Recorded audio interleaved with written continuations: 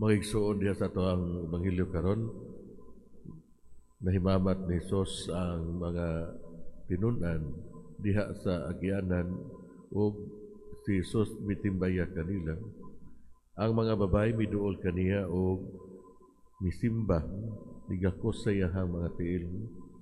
Ang ilahang relasyon na usab tungod kay pinaagi sa kamaturan sa iyang pagkabanhaw, sila nagtan-aw kaniya nga ilang Ginoo. Ilang gipakita ang kumplito nga pagtahod ngadto sa ilang hari, gisimba nila siya.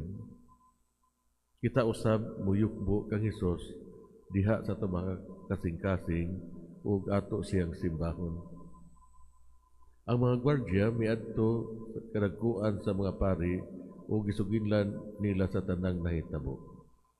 Ang mga kadagkuan mao'y unang nakadungog sa milagro nga nahitabo sa palibot sa lubnganan.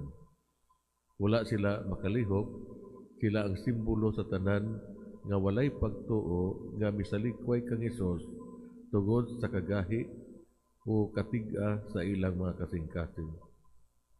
Mga igsoon, mag-ampo kita og mangayo sa grasya sa pagsurrender sa tugagalingon ngadto kang Kristo ug gakson ang kamatuoran sa pagkabanhaw.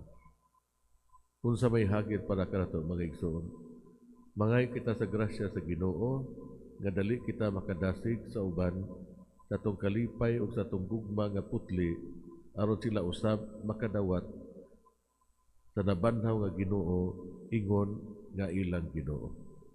Hinaot unta.